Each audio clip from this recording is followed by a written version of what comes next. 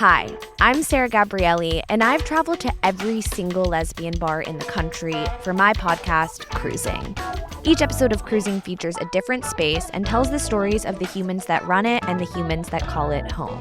You can listen to Cruising on Apple Podcasts, Spotify, or wherever you get your podcasts. Season 1 and 2 are available now, so be sure to binge them before Season 3, which will go beyond the bars to queer bookstores, farms, peace encampments, and more, premiering February 4th.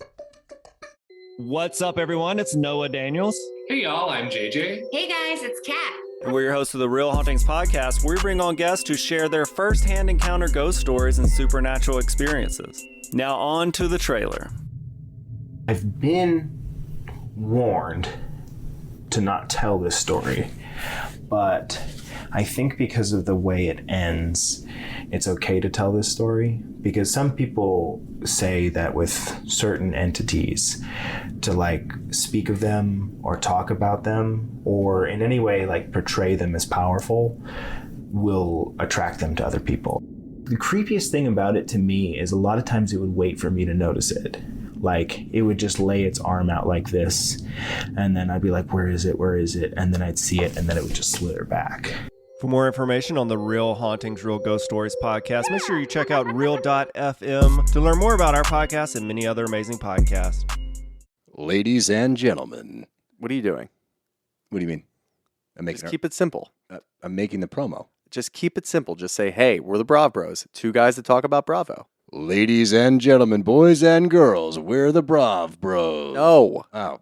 Dude, stop with the voice. Just keep it simple. I've seen promos on TV, dude. This is how you get the fans engaged. This is how you get listeners. We're trying to get listeners here.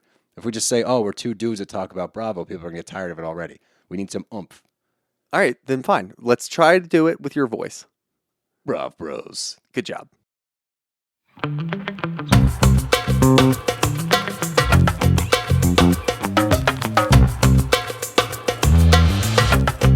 Hey y'all, this is Melissa. Somehow my microphone did not record during this episode. I am so sorry.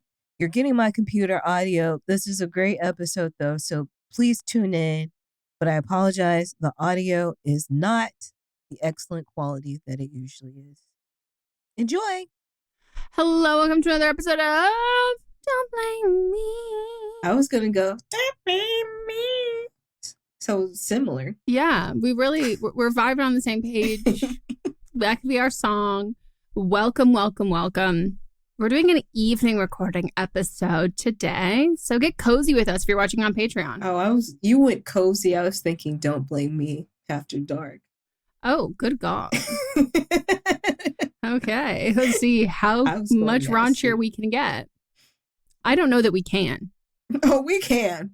Don't that's true. Dare me. Do not dare me. Don't tempt me with a good time. We really could. But yeah, if you're brand new here, this is a podcast where we give you advice. We talk shit. We gossip. We giggle and we gab. And you write in about the problems you're having in your life. And we do our very best to help you solve them. So if you want to call in, you can leave us a voicemail 310-694-0976. International listeners, you can send an audio message at meghanpodcast@gmail.com.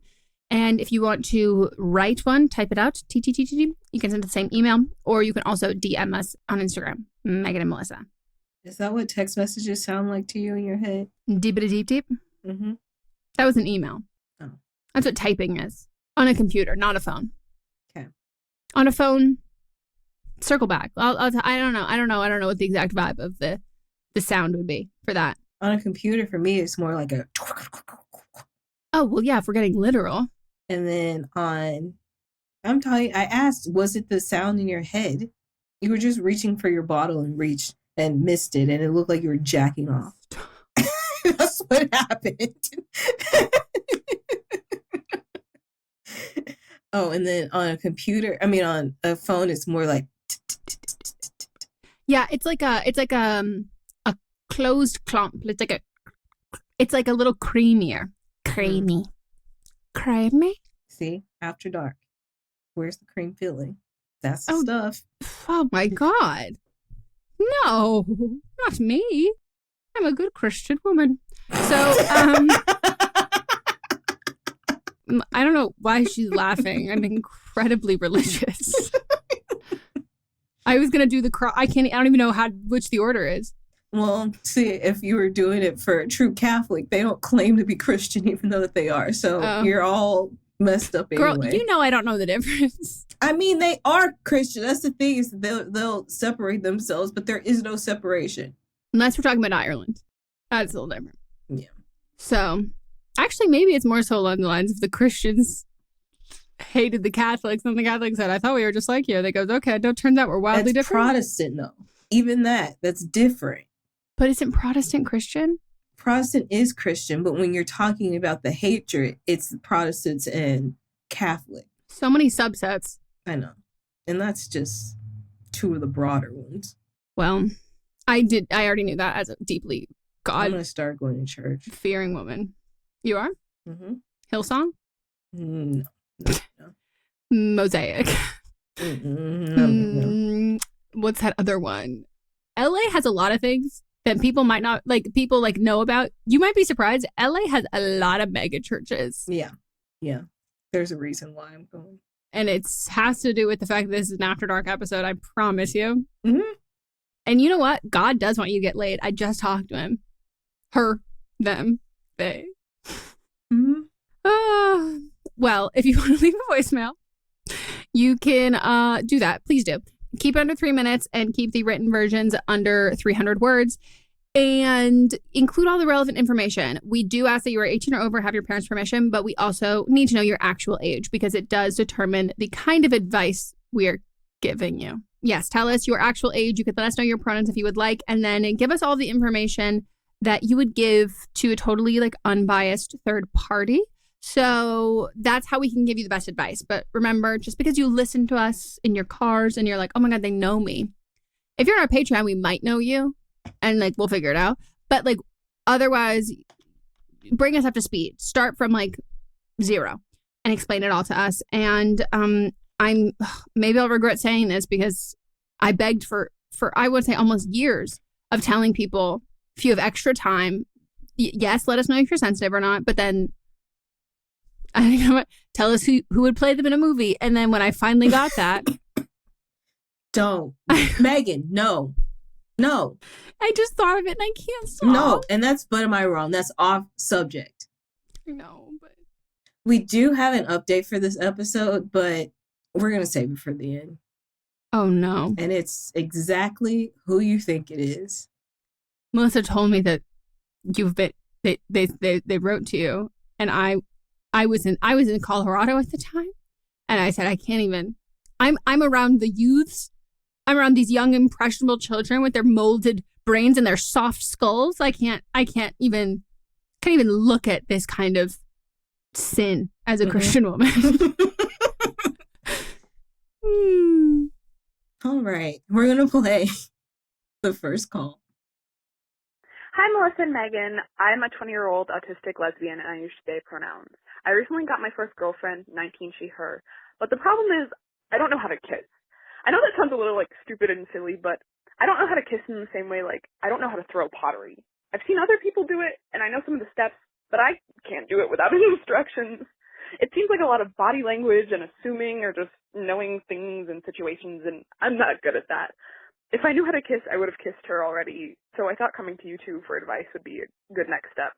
I've tried looking on the internet, but most of it is to just make sure to close your eyes and not use too much tongue, but that's not the advice I'm looking for. I mean, it's good, but I need more. So if you could break down how to kiss, all of the timing, how to position your mouth, how to know when to stop, just everything, that would be greatly appreciated. Imagine a step-by-step how to, with the most details, you can include. And that's what I need, if possible. Thank you in advance. Bye. Here's the thing. You're a lesbian, so you're going to need to learn how to kiss 2 different types of lips. And one of them, you will need to use a lot of tongue. Yeah, and with love, we're going to have to help you on this one and then send you off. Yeah. Maybe Coco, you could tap in. Yeah. Coco's Corner. Coco gives a wiki how on how to eat pussy. Oh my God. Is that workplace harassment? She already accused She me already of accused harassment that? for the update we're going to get later. Oh my God. Well, we also have so many lesbians in our group who I'm sure would be more than willing to help you out with that part. But let's keep it to the first step. Mm-hmm. So I know you said you've like seen it in like movies and TV and like that's not really helpful. I think because I think you need both. You need some instructions and step by step or whatever, but like kissing mostly is vibes. Mm-hmm. And like vibes are not really instructional. And vibes are something that it's like you might not necessarily intrinsically feel in the same way, but like you can watch enough and varying kinds of content of this to be like, oh, okay, this is like, this looks like this looks like this or whatever. And then like the goal I think is to find like a kiss on camera that you think is like sweet or romantic or that gives you some sort of feeling. And it is not gay. So if I'm going to give a suggestion as like a straight woman, so if anyone can give a gay suggestion that is like akin to this or whatever, I would say that specifically in the terms of like, how do you do this or whatever, I think the best timed, and it's my favorite kiss on TV, but the best timed kiss is in New Girl. New Girl. I already knew. Because that I think would actually be helpful to you, even though it's a straight couple, just because of like the timing of it and like the fact that like he grabs her face, like that's like the first kind of step to it. And so I think like you wanting to kiss her is 90% of it. Like being into someone is like most of the work. Like I don't know anybody who has made out with someone that they really liked. The kiss wasn't that great. And then they were like, oh, I don't like this person anymore. Like, it's like, no. I'm that person. And if you really like someone? Yes. And I'm going to tell you, it was actually my first kiss. And I'm not trying to scare you. But this guy tasted like cigarettes. What's a man? He was a boy. Let's not give him that much credit. He was a like boy cigarettes. Who tastes like cigarettes? Yes. Oh, gosh. His tongue was like coated. It felt like phlegm was on his tongue. He also kept his tongue hard. Your tongue should be limp. Oh my God. So it was like, no. Wait, why are you saying like this has me realize I've had this exact kiss that I've blocked out of my mind? Yes. And I also did like this person until the kiss. The lips were like a turtle. So I need you, the lips and tongue were a turtle. So it was like nasty. So these are steps for a good kissing that are just basic steps. Have a clean mouth. Yeah. Don't have phlegm on your tongue. It wasn't phlegm because he wasn't sick, but it felt like phlegm. Nasty tongue. Keep your mouth relaxed but controlled, but you have to follow the movement of the kiss. The best kiss that I had, two best kisses that I've had that were non-relationship kisses, because it's different when you're in a relationship, because then... I think that's what I'm thinking about. If you're in a relationship, I don't think this is like a make or break thing. They were both where they touched my face. I love that. One of the guys, I was not interested in this dude at all, but we had a class together. We were doing our joint project that we had together. I was not thinking of him in that way. I guess I was giving off vibes, but I walked outside and he kind of did the New Girl Jess thing. He like grabbed my hand and then cut my face, and very soft, subtle lips. I ended up fucking him, not that day, but he wasn't on my radar. Yeah. But that was great. And then this other guy, he's just like a masterful kisser. He was one of these guys that everybody had a crush on. Yep. Because he had great lips, like, and a great personality. And he knew how to kiss. And I think it's because he really was in the moment with the kiss. It wasn't an act. He was kind of like caressing with his mouth and exploring without being too... Megan's getting Indiana Jones. He was exploring without being too aggressive with it. And he did more of a neck hold than a face hold, and kind of did like a little peck when he was pulling away. Yeah. which I like. Well, I think like the slow and steady part, like you can have a first kiss that's not a first makeout. Like you can do, like it can be like a build up process to that. And I don't know if like this is the person you're dating. I don't know if it's like if they've kissed before or whatever, but like there's a learning curve when like you're in a new relationship with someone or whatever. But like if you are into, it's like if you are attracted to this person, you want to kiss them, there's like a physiological, there's just like something that does happen. It's and pheromones. like, yeah. And like it's instinct in that. And so it's like, I think what you need is like a step-by-step for your first kiss. I don't think you need a how to continue kissing because like people kiss because it feels good. Yeah. You just feel it. Yes. And so I think that like, you know, I think it's very attractive in general when someone asks if they can kiss you. Like, I think that. I don't. And in this case, you know the person that you're with. If like they would, and like that can also give you like a little bit of courage in that. And like, you know, not to reference We're the Millers, but you recently saw it. Yeah, that I've seen. All I'm doing is watching box office hits from like 6 to 10 years ago. And Jason Bateman's like, his character is talking to like Will Poulter. It is not Jason Bateman. No, I know, but it's Jason Bateman vibes. What's his name in that? Jason Sudeikis. There you go. I'm sorry. That is not the perfect combination between John Krasinski and Jason Bateman. Yeah, that's the same. He has this like bit or whatever where he's teaching, don't watch this movie as like instructions whatsoever. But he's like talking to the guy about like how to kiss. And granted, he teaches him how to kiss by him making out with his fake mom and fake sister. So not that part. But I forgot that they were. I haven't seen that movie in so long. I forgot that it was a fake family. What the fuck? But what he does is he's like, you know, count to 3 and just do it. Like there's just something about, and like sometimes when you ask if you can kiss someone, it gives you that like gearing up moment, so they know it's coming. And like, you know, you can you're like, I don't want them to accidentally like turn or hit their head or whatever. But like, there is no such thing as like, I would say like the first time you're ever kissing in general, like you're figuring it out. And whether that's the first time you've done it ever or the first time with that partner, like you're figuring it out. And like you, I've had like, if I could call up Josh Birnbaum right now, this guy I made out with in high school, where I was like, I've never once thought about you, and now suddenly I want to have sex with you. Like that was crazy. But like we'd both made out with other people, and like we've like had done all of that stuff before. But like that's just like a physical aspect of that, and that's not the goal when you're in a relation. Like that's not what that is. And so I think like, you know, if you're very nervous about it, I would do it at the end of a night. Like if you're like ending a date or whatever, and you like just want to have like a first kiss, end of a date, and then just be like walk to the car or to her door or whatever, and then just be like, I had a really great time. Lean in, and you can give a quick little peck or a kiss, or you can pull a new girl, you can grab a hand, you can have a passionate makeout. I do not recommend starting with that. No, not at all. But I'm saying like, if you feel it in the moment, like I think like getting over the, oh my gosh, I'm so nervous for this.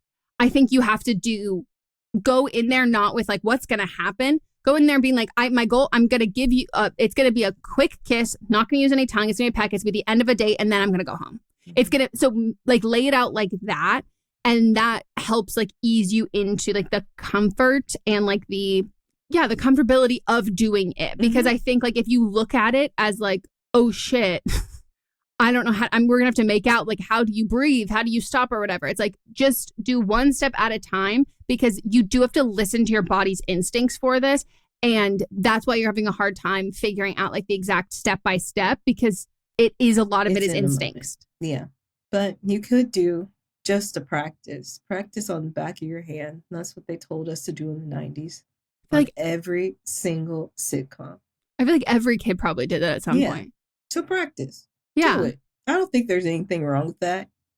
No, and I've made out with people like the first time that like, and I really liked them, and it was like, oh, okay. Like I have never had like a first make out where I'm like, oh my God, I want to immediately fuck you. Mm-hmm. If I didn't already have feelings for you, or like, and the only time is like one person has made me feel that way, but like I didn't have romantic feeling for them, and like that didn't change that I didn't have romantic feelings for them.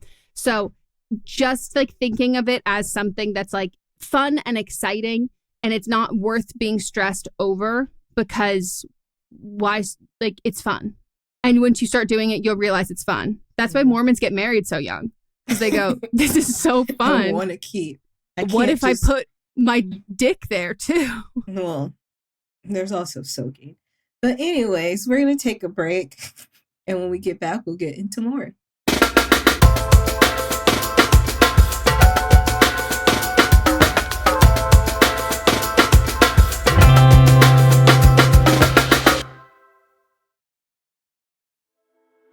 Hi, I'm Laura Cathcart-Robbins, and I am the host and creator of the podcast, Only One in the Room.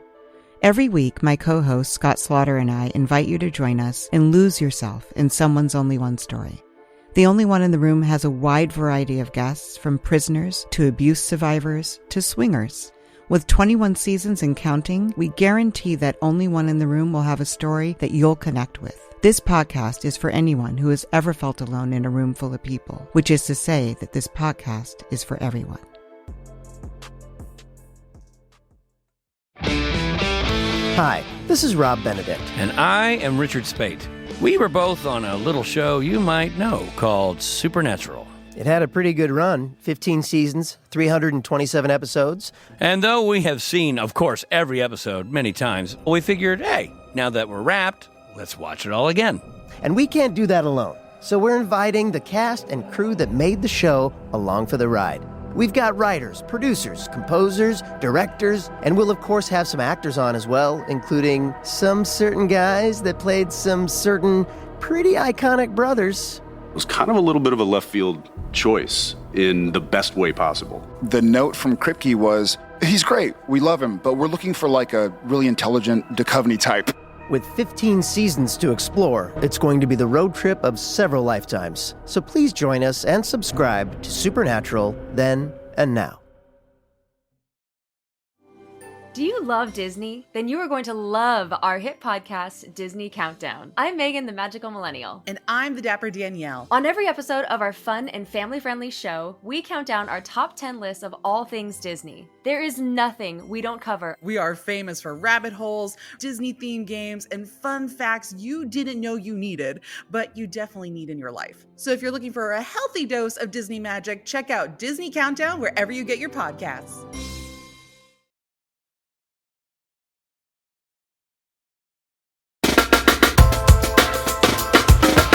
All right, we're back, and here's the next one. Hi. So I've been listening to the podcast forever, and I'm so excited to finally have something to call in for, and also Happy New Year. So I'm going to get straight to it. Basically, I'm a nursing student, and I'm in an accelerated program. So as hard as nursing already is, it's made even harder because it's super fast-paced. And basically, so I have these two close friends that I made in nursing school, and we were been going through the program together. One of them, we're going to call her Jenna, and the other one, we're going to call her Olivia. So we have a group chat. We talk all the time and everything. And this last semester that just ended, I ended up failing a course. It was really devastating because it means that I'm not going to be graduating with my friends and also just with everyone else in our cohort. So the day that I found out that I failed the test, it was the day we had other exams, final exams, and I told both Olivia and Jenna, I think those are the names that I use. I told Olivia and Jenna about it, and I literally started bawling, crying in front of them because we had two more exams that same day. I couldn't leave and go home. And so anyway, I cried in front of them. I ended up just having to suck it up because I had two more tests to study for in the same day. And yeah, basically went about my day. That was that. Later on, after I got home, I saw that Jenna had texted me to check up on me, rightfully so, because I would say we're pretty close. We've been in school together for about a year now. So yeah, Jenna texted me and I responded to her I'm not doing really well, but thank you, and then Olivia, she never texted me, which I didn't take to heart. I kind of was just oh, maybe she's just giving me space or, something. I didn't really take it to heart at all. But then it's been maybe 2 weeks now since then. She never texted me, which was still fine. I let it go until I got a message from her in the group chat with the three of us. She's oh, this long break, the winter break, this long break is making me so lazy.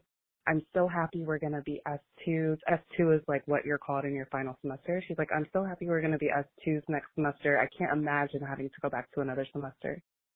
And I responded and I put like the upside down smiley face emojis, and then I was like, LOL, I think you're forgetting something.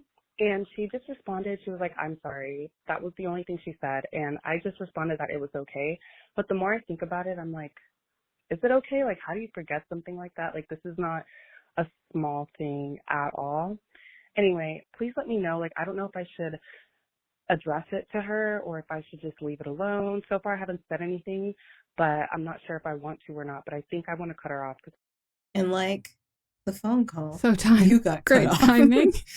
Well, you know, I really try not to see into this whole nursing stereotype about people being mean girls, but seems like this bitch is punching in her card pretty early.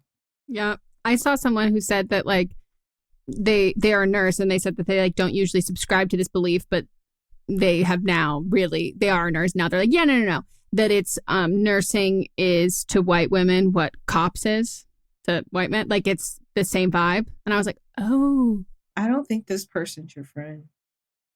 No, I also I obviously don't know the experience of like you specifically bonded because you're in nursing school together. And so like, I don't know what you talk about in your group chat, but like to me, this is like such a pointless message to send.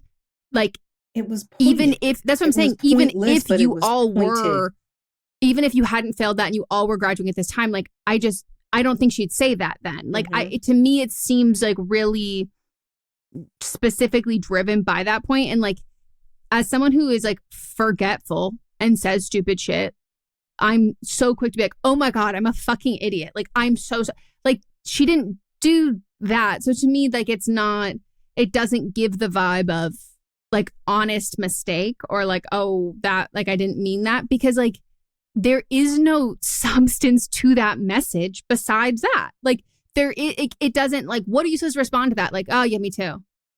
Cool. Like, yeah. What? Like it to me, it reminds me of like, you know, an adult writing about like a senior, like I've got really bad senioritis. Like no one's saying that. You're just being late. You're not talking. You're just doing it. Mm-hmm. And so I think that like, you know, if you maybe like if this makes you reflect on the fact that like, has she been like hyper competitive in general with like school stuff or whatever? Or did she used to reach out and like be like kind to you? Or like, are you realizing like, oh, maybe we actually haven't had any sort of deep conversations about our own personal lives? Like maybe you've talked about like, you know, your own belief systems and morals and like terms of like the profession, but like you haven't confided about that stuff. And like, she just does not have the capacity for that. Or she has, and then she doesn't for this. And then in that case, I would say that like, regardless, she's not being a friend to you. She might have been a friend to you at a certain point, but she also might not have ever been a friend to you. And like, that's kind of it's a shitty realization to have, but like it does happen when like you have like convenience friends, so like people who are going through the same things as you. And I just think that like the other friend, I can't remember which one you said, the Jenna Olivia, whatever, the one who did message you and be like, hey, how are you doing? Like that's someone who like cares about you.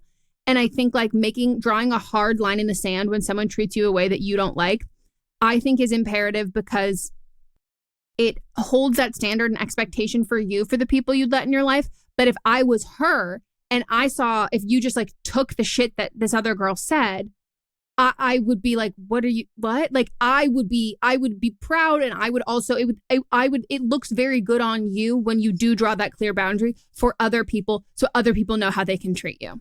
Yeah, you know, and now she doesn't have to be a convenience friend since you're in different years. So just stop that group chat and have a single message chat with your actual friend.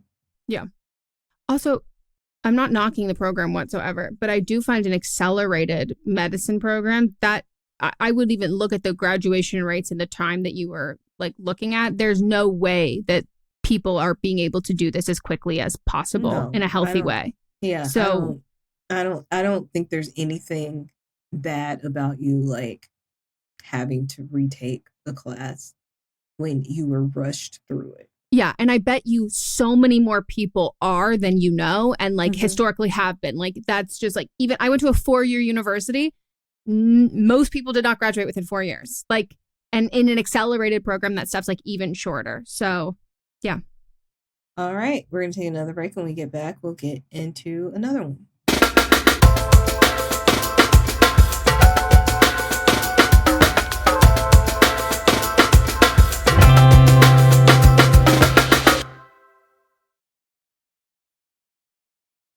Hey, are you interested in horror, but you don't have time to watch the movies? Check out Bloody Good Horror. We're keeping up with what's new, what's hot, we're covering the trends, and we're doing it from a place of love, but we're doing it with a critical eye. We've seen it all, and it gives us a perspective that helps us when covering the genre. We're also here for the horror curious, those who might not have the time to get to the theater every week, or if you're just too chicken to watch the blood fly.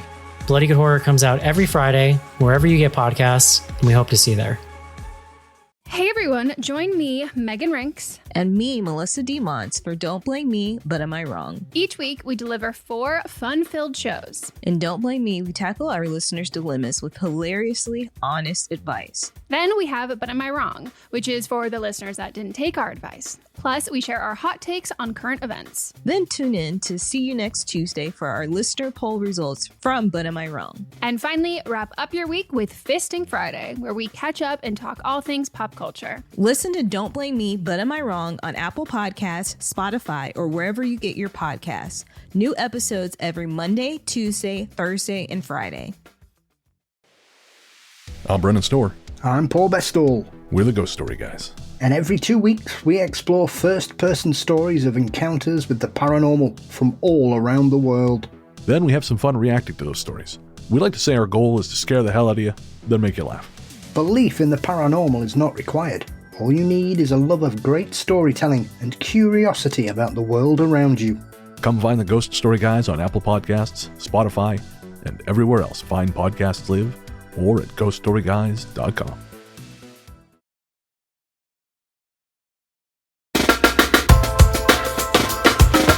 We're back, and it's time for the next.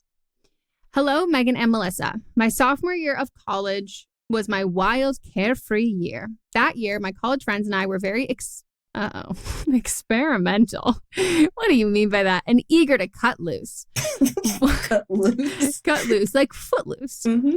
One night in particular, one of my friends was house sitting a place with a pool. She invited some girls over for drinks, and then we decided to go skinny dipping. A few more drinks later, everyone got out of the pool, but nobody put their clothes back on. For the next few hours, we were all drunk and naked, posing, not posting. Well, posing for silly pictures, making vulgar jokes, and being ridiculous. At the end of the night, on a dare, I ended up streaking up and down that neighborhood street, again, totally naked, not even wearing shoes, while another girl ran behind me and filmed my back with her phone. I have to say, I have streaked so many times with shoes on, and when you look back at the photos, you go, that does look silly, but I was like, I don't want to step on anything yucky. Of course, especially your feet. They're always getting injured in some way. Well, and also, I've got large feet. There's a big surface area. They could get attacked. I never saw the footage or any of those pictures, and nothing came of them. To be honest, I sort of forgot they existed until recently. And now that I've remembered where I am in my life now, I'm sort of bothered that stuff might be out there. It's been 6 years since I graduated, and other than liking a post once in a while, I haven't talked to my college friends at all. I have an urge to reach out to see if those pictures and videos can be destroyed, but I wonder also if it's best to just let it disappear into the past. I've just thought about it lately, and it's made me feel anxious. What do you think I should do? Please let me know. Thank you. If you want to have them, like, if you have contact with these people, like, I have friends in high school who did this kind of stuff, who like were like realize when they're older, being like, oh shit, can you delete that thing of me? Like, not like, no.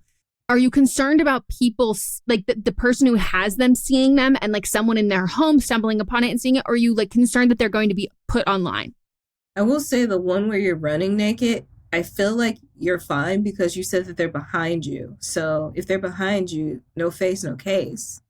That's what Cardi says. So I think you're fine. But the picture ones, those are the ones I'm more afraid of. But different time. But I was going to say, but when I was in college, we were doing some interesting things. No sex, but a lot, I would say dry humping very much. You know, that's my least favorite word. Dry humping? No, Melissa, stop. It makes me sick. Because that means there's a wet humping, and I don't like that. But I feel like other people also want them destroyed. Is there somebody that you were, maybe you're not close to now, but you were very close to at the time, and you still like, it's somebody that you still could like trust somewhat? You're like, they don't seem like they're a complete asshole.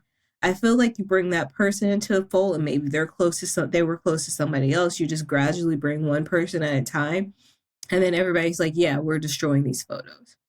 Yeah, I'm not kidding. I legitimately have had this had happened with people in high school that I knew, where they were like talking to me being like, do you think it'd be like really weird if I asked this person to like remove this thing that I think they have? And I was like, oh, I forgot about it. And they were like, I didn't forget about that. Like, I think they have it. And I was like, oh my God, I think they forgot about it, but tell them. Like, no one is going to find that fucking weird at all. Like, at all. And I think especially like, what do you want to profession wise? Like, is this something that you're like, are you a lawyer? Are you like, what are those things there that you're concerned about? And like, if it's just the fact that you don't like that those photos are out there in general, like, that's also fine. You don't have to have a reason for it.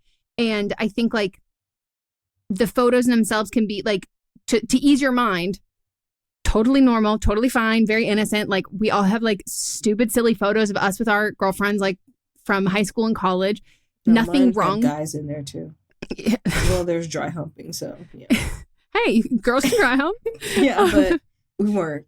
So like, you shouldn't feel ashamed about it. There's nothing wrong with it. But then there's also like, it's not like a feminist act to like not ask them to delete them. Like, you go with your gut. Like, you don't have to justify it either way of like, is it bad enough to ask? No one's going to think you're stupid. No one's going to think you're silly for this. And I think like the fact that it's another girl who has that, like, that's great. I had a guy in high school who had, did he like like something had happened where it's like a picture of my tits for something that like, I think I either like sent it or like I was sending it to something, and it was like he took it on his phone, or he like saw me like flashing someone or whatever. And when I found, and I didn't know, and then someone else was like, hey, he got a photo of that. And I was like, are you kidding? And I was like, let me have your phone. He's like a drunk 17-year-old. Like, no, it's mine. And so, of course, I tapped on the shoulder the three biggest guys at the party, and I said, can you do me a favor and push him in the pool? He has a picture of my tits on his phone that he won't delete on his camera. And they were like, sure, push him in the pool. He gets out of the pool sobbing. And I said, that's what you get. Tough shit. You could have asked, hey, show me your tits. And I probably would have said, if you delete, I'll show you them in real life if you fucking delete the picture. So just like knowing the fact that like, it's not like a skeezy 17-year-old boy who has this. You wouldn't feel weird or embarrassed or offended or anything if someone reached out. If you were the one who had these photos, you shouldn't feel that way either, even if you haven't talked to them in forever. Because again, the high school thing with someone I know where they were asking someone to delete something, it was the same situation. People had not talked in a very long time, just mutuals on Instagram. And, everyone would also want that done for them. What if the pictures are like super cute though? Yeah. Maybe you get a copy. All right. Well, we're going to take another break, and I just want everybody to buckle up. Oh my God, I'm so scared. It's going to be a ride because it's going to be in multiple parts.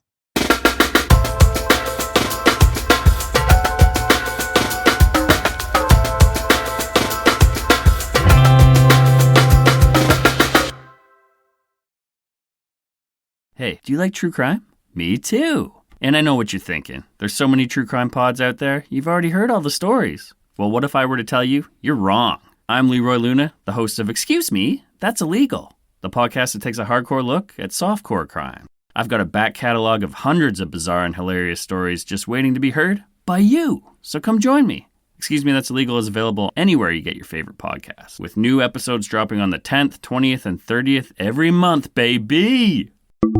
Bitches on Comics is a bi-monthly interview podcast where we talk to the coolest LGBTQ plus folks and women in comics and pop culture. Our unique perspectives and welcoming nature have earned us the honor of being named a best comic book podcast by Book Riot, Screen Rant, The Mary Sue, Comic Book Herald, and Comic Book Couples Counseling. Bitches on Comics is hosted by moi, Monica Estrella Negra, filmmaker, writer, and co-founder of Audrey's Revenge Film. And me, Essie Fleenor, comic and pop culture nerd and culture critic prolific with writing in The Independent, Vice, Electric Literature, Star Trek, and so much more. We're also both voting members of Gallica, the Society of LGBTQ+ entertainment critics. Join Bitches on Comics for in-depth, hilarious, and heartfelt conversations with the likes of Stephanie Williams, Leah Anderson, and the late, great Rachel Pollack. Listen to Bitches on Comics on Apple Podcasts, Spotify, or wherever you get your podcasts. Or tune in at bitchesoncomics.com. New episodes every other Wednesday.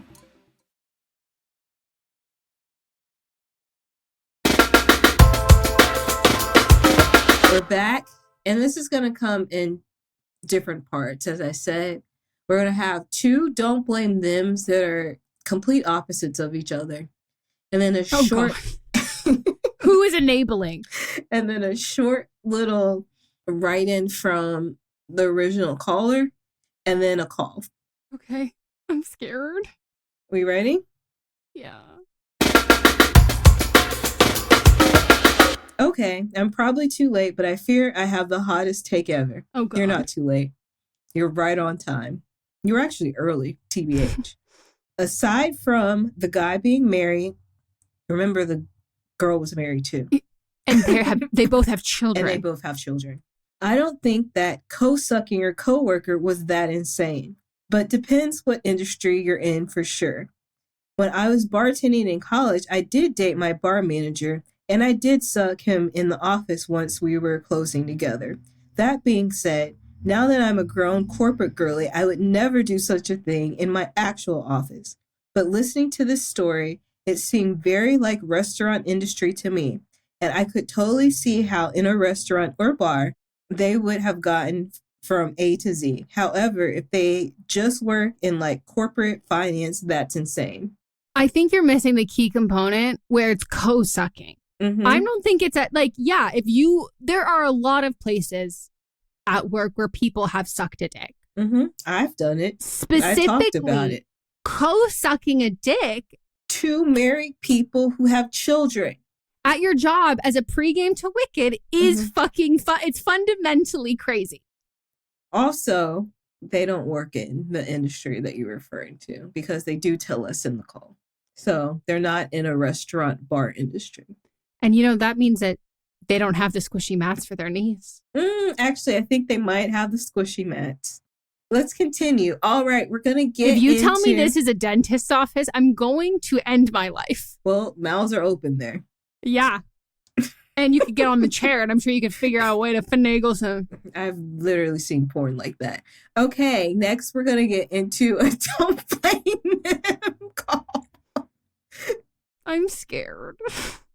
Hi, Meghan and Melisa. So I am calling for Don't Blame Them, and it is for the episode Co-Sucking Your Coworker that was released on December 19th, 2024 of this year. And yes, it is for that call. And to the caller, I don't mean to sound like a bitch, but I'm going to sound like a bitch because I really do not fucking care. What in the actual fuck is wrong with you? This fucking scenario that you're in right now, you saying that you do not fucking care about the repercussions. I want you to realize that you are fucking destroying two different lives right now with fucking children involved, two fucking families.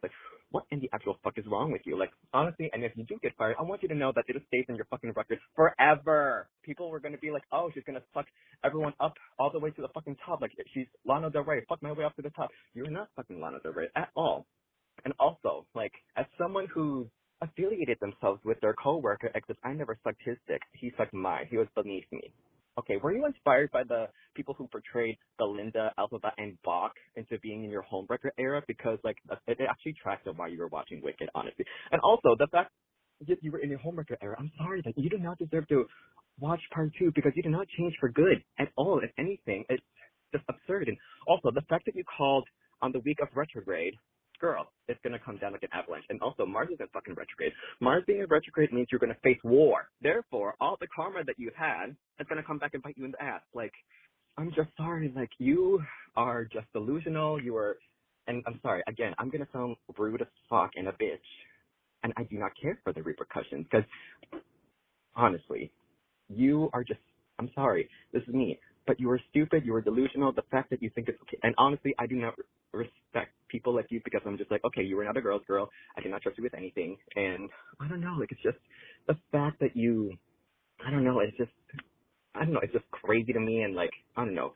I say get a new fucking job, rub an egg all over your body to get rid of this. Like, honestly, I don't even think that's going to help you at all. So I just want to tell you, good luck.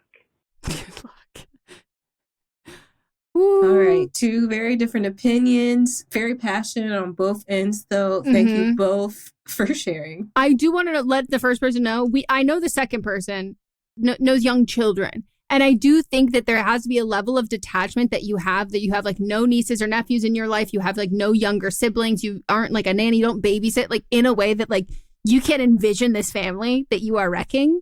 I think there's a level of, yeah, exactly. Like, you like the concept of that versus like envisioning the, like the children in your life that you know. Okay. All right. I'm so scared. So first, we're going to read their little write-in before I play the call. Guys, I have to update you. I'm both the caller who lives with my brother and wants to feel more comfy getting it and the co-sucker. So I do need everybody to just take a moment to process this. This was the person who wrote in about how they were a little too nervous and shy to have sex in their apartment because they live with their brother, and they were like, how do I bring this up? Meanwhile, they're co-sucking a dick at work. What do you mean you're shy? What do you mean you're bashful and timid? Yeah, because I figured this out before they wrote in. Yep. And I immediately text Megan. I called Melanie. Like, I had figured it out, and I didn't know if you were going to write in, so I didn't want to spoil it. But I was like, so did you get it in at work because you couldn't get it in at home? And that's a lot to explain to your brother having two people there at the same time.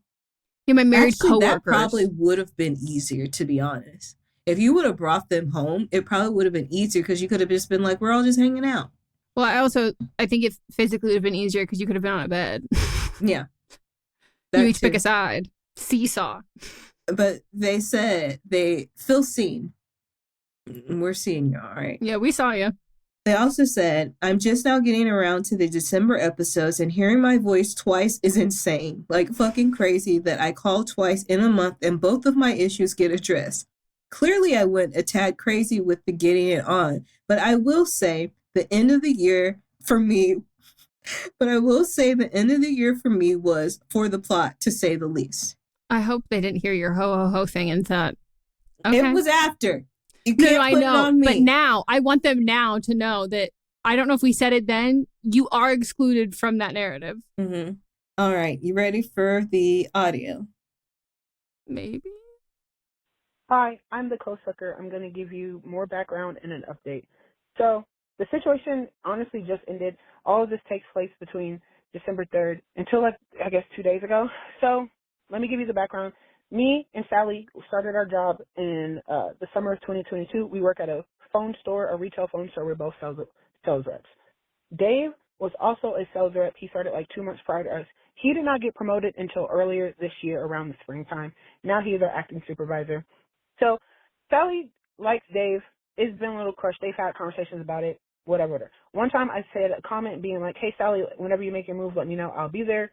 Just because I give her some confidence or whatever. It was a very offhand comment, which circled back to came back. This is how we got here. They talked about that one time. Dave was like, I have boundaries that me and my wife have for me. I can get head from people. I can suck on titties and I can finger people, but I cannot eat out, make out, or have sex with these girls. We're like, okay, cool. We don't do anything about it the day he tells us. The next day he is like, kind of like, okay, let's do it. So we go in the back after we do our closing duties and we do it. We suck the dick. It happens. It's fun. We go to Wicked. After that, Dave goes on a week-long vacation for his birthday, right? We don't talk to him at all. That is when I called you ladies to get your advice. He comes back. We do it again. And then I do it by myself 2 times. Sally does it by herself. One time Sally did it on the clock and I kept watch. It was a whole thing. Then we did it again in his car on a lunch break. And then Dave separates from Allie at some point. And we're like, oh, what the fuck? When they're separated, Allison, Sally, and Dave go all the way out. He eats her out. It's a whole big ordeal. She's like, oh, that went too far, so she wants to stop. So she tells Dave, hey, we need to stop this. I don't want to do anything further. That's on the 23rd. He comes back and is like, okay, cool, you're right. I'm actually going to work things out with my marriage. I'm going to put my wedding ring back on.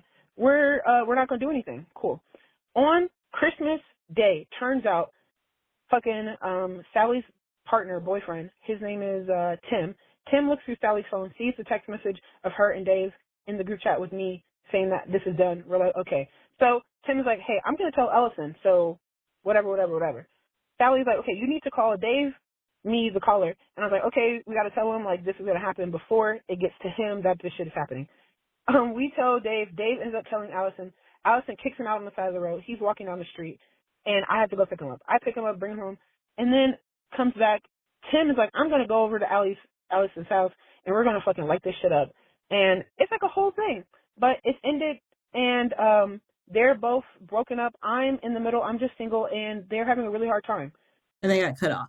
So you need to call again. No, you have to call again. But there's so much that happened in when you one said month. it start from January 3rd to like 2 days ago, I didn't know you meant that you were sucking dick every time you're on the clock. Also, you went from not being able to bring anybody home and then bringing home your sucky dick, like keeping him, like this is his hiding place for now. And obviously he was lying because she wouldn't have been mad if this was something they had already agreed on. Also, why are we so concerned with his boundaries in his relationship when clearly Sally was not supposed to be stepping out on hers? Right. They're like, oh, we have to respect his boundaries. And it's like, cool, what about your relation? Like, so now we've got two families broken up. So are y'all going to continue your liaisons now that you've got the free and clear card? Also, why did you keep the text messages? Y'all work at a cell phone place. You should be smarter than that. Facts. Okay, this is giving T-Mobile energy. Sprint.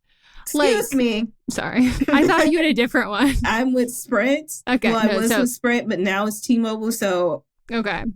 Metro PCS. Yes, Metro PCS. Like, do you have hobbies? Like, do you go to therapy? No, like, there's no because way. The way that you included you did this thing and then you said, I'm going to keep doing this, even after you called us and said that was really bad. And then you kept doing that. And then when it stopped involving you and it involved a homewrecking of two families and like full penetration, you involved yourself by picking up the fucking loser from his stoop kid. You picked up stoop kid and you said on the side of the road. It wasn't even the stoop. He got kicked off on the side of the road. He's full on the curb. Like you literally like, and you, like he, and then you brought him like. And did you nurse him back to house? Like, did you like the fact that either of you sucked a man's dick after multiple times after he said the words, "I can't kiss you, but I can suck your titties." The way that you said, "Okay, no, I can't even finger you." From a perspective of, okay, you're clearly lying. Mm-hmm. But then also, I had to hear you, my coworker, say, "Suck titties." No, I'm out. Also, you kept watch too, and that is like that's like fucking in a porta potty at Coachella shit. Like, and this all happened over Christmas. And isn't that Jesus's birthday? Broken up families over Christmas, and these kids are young. Yeah, and then this is gonna be like forever in their minds every time Christmas rolls around. This is such an insane thing to willingly put yourself in the middle of, and then it's like you're the meme of that the fucking dog sitting with the fire, like this is fine, except you're like actually like I'm loving this, let me go back into the fire. Like you need to tap out so quickly. Get a new job, transfer stores, go somewhere else, pretend you have amnesia, you've never met these people in your life. Like until you get a new job, you don't know these people. Like this is just so insane. I didn't know it could get more insane. Also planning and like coordinating, like, did you put it on the calendar? Like, we're going to suck your dick at this time. Like, I think it just became part of closing duties. Like it's on the checklist. The way that is, to me, I'm just really like, as a woman, I'm like, you're so much like, I'm disappointed. Like, it's just like men this person was non-bi. No, I'm just saying as like a sucking of a dick. As a woman who sucks dick, it is my duty when I am sucking dick to make sure that I am sucking dick in a feminist way. I'm sucking dick and I'm not enforcing the patriarchy, but to like be at the level of like, not only were you craving dick, then you said, I'm actually going to, like Melissa said, I'm going to add it onto my closing duties. The way that like you both have created a monster, like this man. But I think everybody's a monster though. It's not just No, him. I know, but I'm just saying that like the enabling of this, like of the poor behavior, and it's like, sure, it could be for the plot and fun for you, but like when you do that to a man, men don't do things for men. The things men do for the plot are scary. They know, like the ego for all of this, and just like the level of like, you don't get anything out of this except for sucking his dick and then knowing that you're also ruining his marriage and his children's lives. Mm-hmm. And you also helped ruin Sally's life, her marriage, the children's lives too. It's all blown up. I just don't know what you get out of it besides like his satisfaction, as well as like the torment and like the creating horrible shit for other people's lives. Like to me, I'm like, that is like, you didn't get, what'd you get out of that? What did you get out of that? Sally got ate out. You didn't even get ate out. No. And like, it is like, I stand by the fact that if you know that somebody is married and then you like still have a little crush or whatever, and then somehow it comes up talking about it and it's like, oh yeah, it's actually like an American this, and you just go, okay. And you just take that when you have already fucking said, you are friends with all of them. You all hang out. You know this person. Mm-hmm. To then take it the word and go, why have you never heard that from them? Why have you never heard that?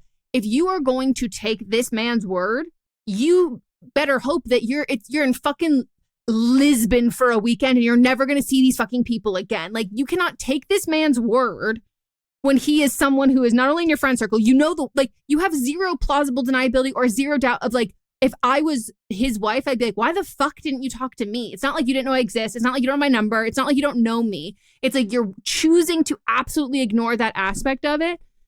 And the fact that this came from you saying like, let me know when you shoot your shot. Like, I'm here for you. And that was taken as, will you grab the balls while I scarf the shaft? Like, I think you were just there for a fist bump, for a good luck. And it turns out you were there for the fellatio is wild to me. Because I don't think you planned for that. And you should have been able to leave. Put that together. I think you got caught up. You were there with two people that were adulterers, and then they brought you in. Yeah, and like, you know, you could have said like, oh, this is actually not what I meant when I said like, let me know how it goes. You also enabled the cheating to begin with.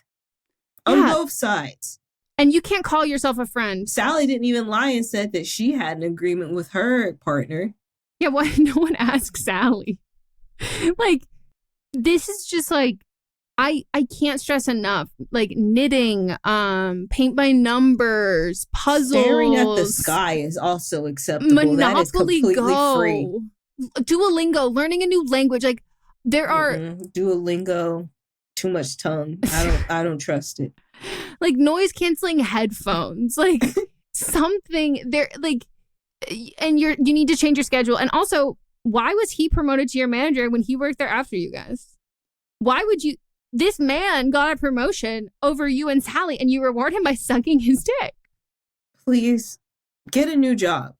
You're not working in something that is overly specialized. There's a cell phone store on every corner. Get a new job. Which is kind of suspicious. Why do we need so many cell phone stores? You know why? Because they're sucking dick in the back. Like, what if you broke some of the merchandise? I'm even more shocked, Melissa. So we're just going to wrap up here. Buy our merch. Meg has it on. I just called you Meg. Meg has it on. It's cute. It's relaxing. It's great for staying home, not doing anything.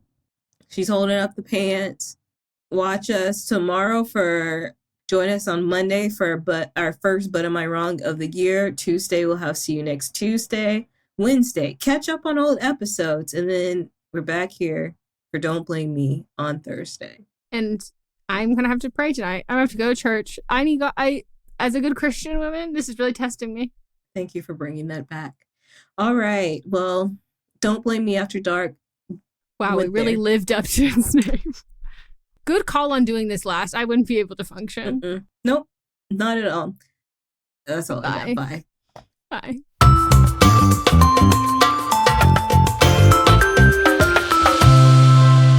This is a Sister Sign production hosted by me, Megan Rinks. And me, Melissa D. Montz, plus Diamond Imprint Productions. Post-production by Coco Lorenz. Production assistance by Melanie D. Watson. And music by Ryan Hunter and Giacomo Picasso. Welcome to the small town of Chinook, where faith runs deep and secrets run deeper. In this new thriller, religion and crime collide when a gruesome murder rocks the isolated Montana community. Everyone is quick to point their fingers at a drug-addicted teenager, but local deputy Ruth Vogel isn't convinced. She suspects connections to a powerful religious group. Enter federal agent V.B. Laureau, who has been investigating a local church for possible criminal activity. The pair form an unlikely partnership to catch the killer, unearthing secrets that leave Ruth torn between her duty to the law, her religious convictions, and her very own family. But something more sinister than murder is afoot, and someone is watching Ruth. Chinook, starring Kelly Marie Tran and Sanaa Lathan. Listen to Chinook wherever you get your podcasts.